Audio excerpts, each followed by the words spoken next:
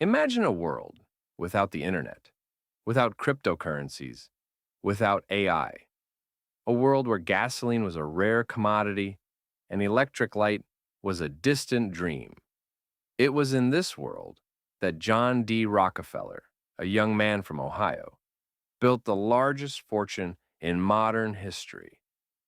With a wealth estimated at over $400 billion in today's money, he wasn't just rich. He was the richest person to have ever lived. The question isn't just how he did it, but what financial lessons we can learn from his story for our own lives. In this video, I'm going to reveal the 3 revolutionary financial principles that turned his genius into a colossal fortune. And trust me, these principles are even more powerful today. At 16, John Rockefeller didn't put his first wages as an accountant in a bank. He loaned them to a friend with interest. This is where it all began. The meticulous ledger he kept his entire life wasn't just a budgeting tool, it was his financial dashboard. Rockefeller's first rule is the simplest and most underrated one: live well below your means. But there's a crucial nuance. The money he saved wasn't for future spending, it was systematically reinvested. He understood the power of compounding before anyone else. He wasn't trying to make money from his labor. He was trying to make his money work for him. This is the difference between being an employee and being a capitalist.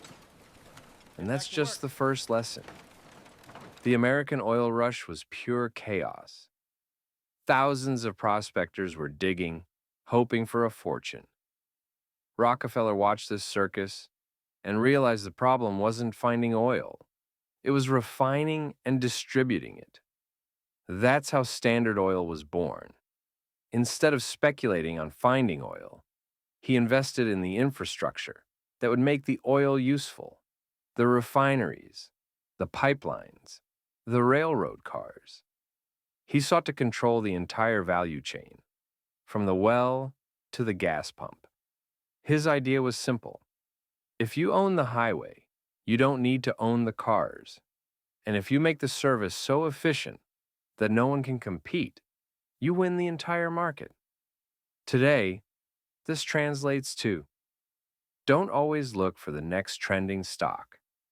Look for the companies that control the infrastructure of that new trend. Invest in the company that manufactures the shovels during the gold rush. That's his second lesson. But the most controversial and powerful one is the third. Rockefeller had an obsessive goal: to reduce his costs to the absolute minimum. He bought all his factories, land, and transportation. He even made his own barrels so he wouldn't depend on external suppliers. Every cent saved was a competitive advantage.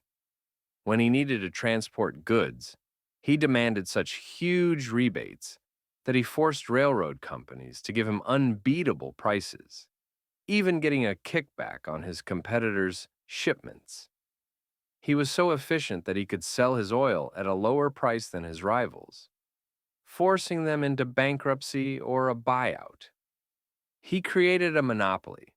Once in a position of monopoly, he could set prices and generate colossal profits.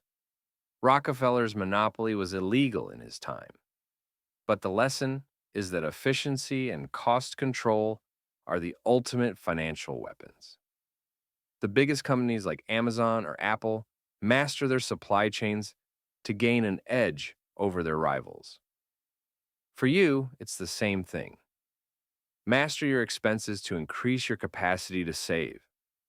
That's what gives you the freedom to invest. Rockefeller's legacy is complex. Some see him as a financial tyrant, others as a genius.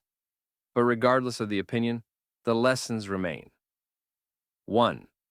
Live below your means and reinvest everything. 2. Invest in the value chain, not just the trend. 3. Be as efficient as possible so you are not dependent on others. These 3 principles made him the richest man in history. Imagine what they can do for you, even on a much smaller scale.